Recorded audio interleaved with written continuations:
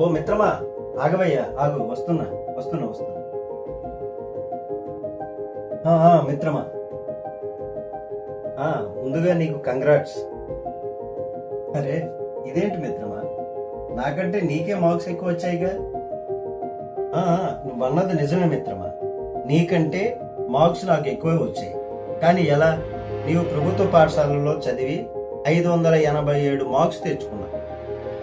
ఆటపాటలు ఆడుకున్నావు, ఆరోగ్యవంతమైనటువంటి ఈ వాతావరణంలో తిరిగావు, చాలా చక్కనైనటువంటి ఆరోగ్యంగా ఉన్నావు.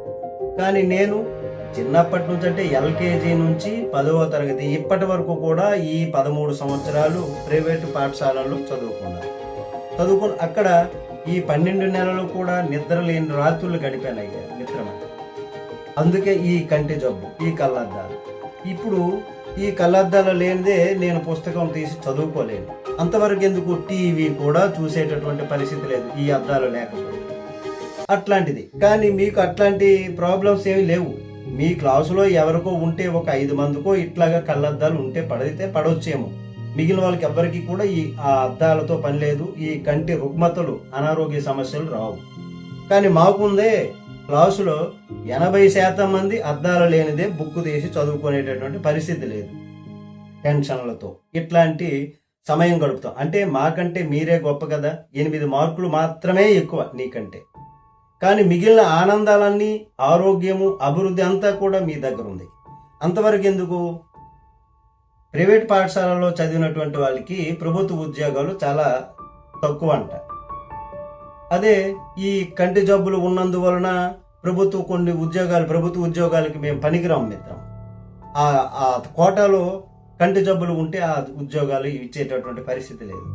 మరి ఏ విధంగా చూసుకున్నా మాకంటే మీరే గొప్ప. అంటే ప్రభుత్వ పాఠశాలలో తక్కువేం కాదు. ఇప్పుడు 2026 సంవత్సరం చూసుకుంటే 10వ తరగతిలో ప్రభుత్వ పాఠశాలల్లో చదువుకునేటటువంటి విద్యార్థులే టాపర్లుగా నిలిచారు. అది నీకు తెలియంది కాదు కదా మిత్రమా. ఒక్క మార్క్స్ మాత్రమే 587 మార్క్స్ నీకు వస్తే 595 మార్క్స్ నాకు వచ్చాయి. 8 మార్కులు తేడా. మిగిలిన ఆనందాలన్నీ కూడా మేము పోగొట్టుకున్నాం, మీకు దక్కాయి. కాబట్టి ఆ విధంగా మీరే గొప్ప కదా. అంతవరకు ఎందుకు?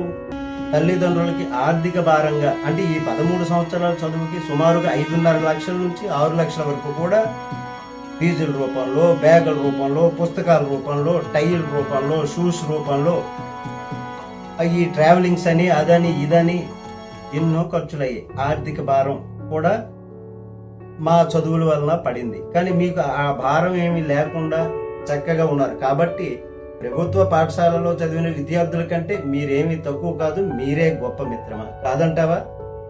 విన్నారుగా ఈ ఇద్దరు పిల్లల సంభాషణ. కాబట్టి ప్రభుత్వ పాఠశాలల్ని చిన్నచూపు చూసేటటువంటి పరిస్థితి లేదు. ఎందుకంటారా?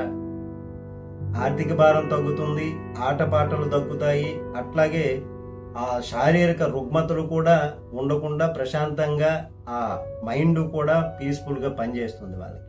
ఎటువంటి టెన్షన్లు ఉండవు.